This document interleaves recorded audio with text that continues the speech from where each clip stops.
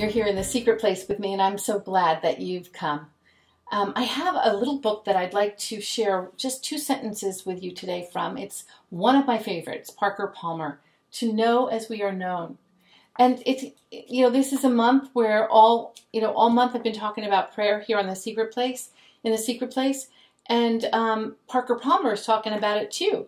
Here's what he says. In prayer, I not only address the love at the core of all things, I listen as that love addresses me, calling me out of isolation and self-centeredness into community and compassion. In prayer, I begin to realize that I not only know, but I am known. Think about that. How many of us, all of us long to be known. We need to be known. We need to be seen. I think that a lot of what happens in our culture right now and in our families and in our relationships and online and social media, the war of words that kind of bubbles up so easily among people, I think that comes largely from not being seen, from not being known, from not being heard. We all need to be seen and really seen for who we are. We all need to be known. And even with the people that know us best, there's these parts of our heart that are hidden to them because they're even hidden to us. But God knows. God, our Father, knows us. And He wants us to know Him. I wrote down a couple of things here. I think that the God of the universe, this one who made it all, wants us to understand that knowing Him is not just about knowing the scriptures and not just about knowing our doctrines or knowing about Him. A few weeks ago, I talked about this in terms of pointing to the moon and talking about the moon and intellectualizing about the moon is different than sitting under the light of the moon. Well, this is what I mean with To Know as We Are Known, the Parker Palmer book. The heart, learning and knowing from the heart is something that is just so significant. Once we know something from the heart, it will not be stolen from us.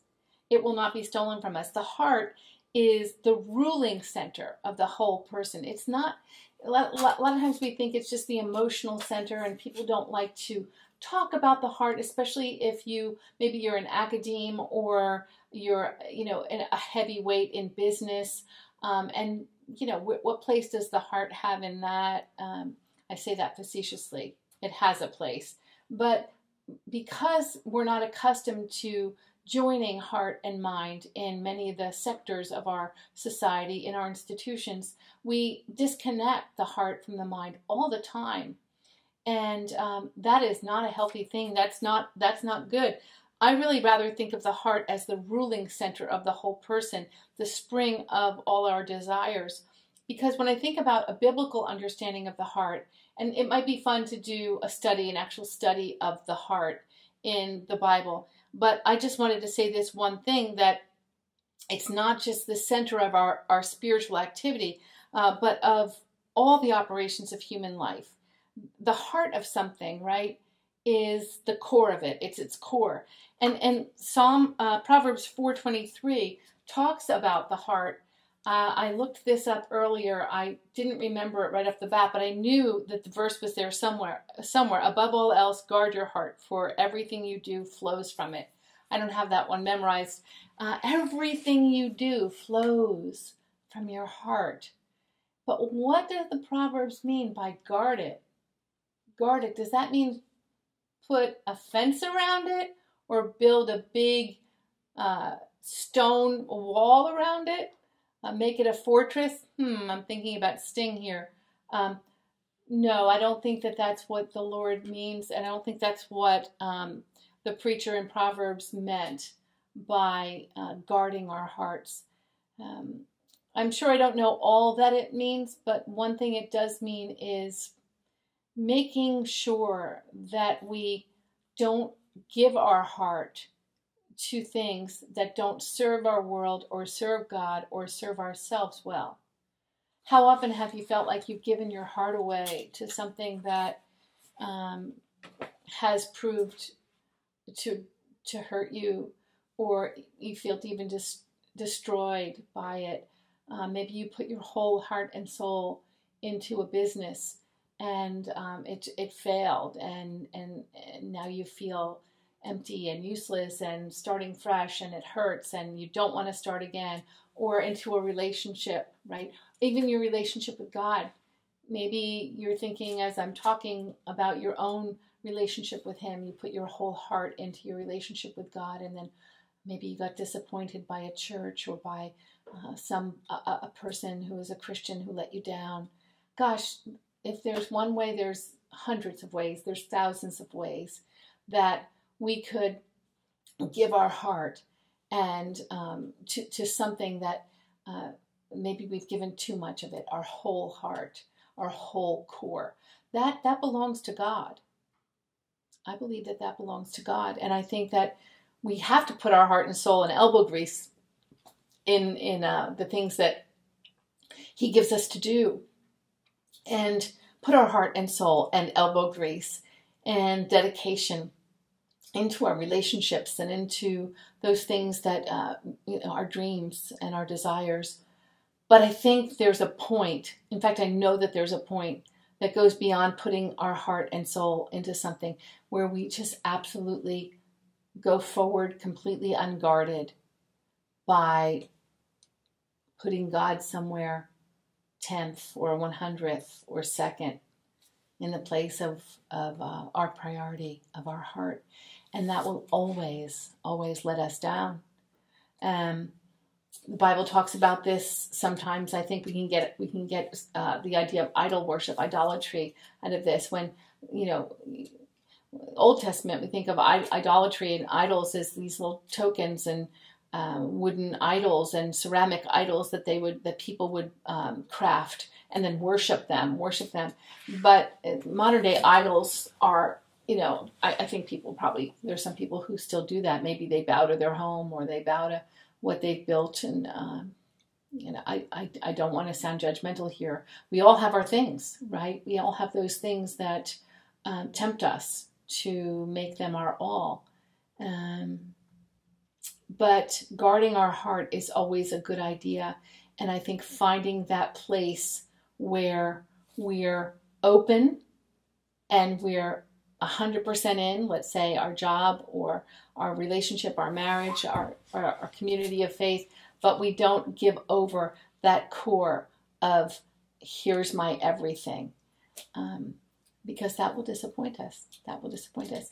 And when people, I'm thinking as we're getting ready for Thanksgiving and the Thanksgiving tables and Christmas time and our times in the holidays, where it becomes uncomfortable sitting with relatives who are on the other side of your opinion, my opinion about religion, or about politics, or about some issue in the earth, about what America is, what America should be, what it isn't.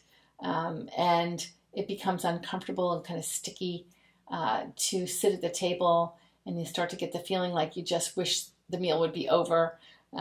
Or in some families where that feeling and that divisiveness gets so sharp and wide that maybe people break out in yelling and arguments. Remember this. It happens to the best of families. It can happen to yours. It can happen to mine. But when someone gets on a high horse, that they know what is what, and it's different than your opinion, and they start to rant and pontificate, we don't have to fight back. We don't have to rise to that level of discord. We don't have to. Remember this. That person just wants to be known. That person wants to be heard. And maybe they're either used to being known and heard, and theirs is the only voice in the company, or theirs is the biggest voice in the family, or whatever. But more than likely, it's because they were never heard, and they don't feel heard. They don't feel seen. They don't feel like they have a voice, or at least a voice that counts. So maybe that understanding and that notion might help you and I to step back a little bit and tone things down, and maybe bring a good word, or sometimes no word, just silence, sometimes just not answering, and praying for that person, and praying that a space would open up, and maybe you could be used to help open up that space for a real conversation, a healing conversation. We all want to be known. We all want to be heard. We want to be seen. This season going forward, let's try to remember to give each other that place. I think if we do, it'll be a much better holiday season than some of the ones in the past, in this past few years of political unrest and a kind of vicious news cycle and all the things that we're going through in our nation right now. I hope that you have a wonderful holiday coming up, and I'm very glad that you came by. Come back again to The Secret Place. This is Stephanie Bennett. Leave me your comment. Send me your email address. I will write to you. And if you like this, please subscribe or share it with a friend. Until next time, have a great, great day. Bye now.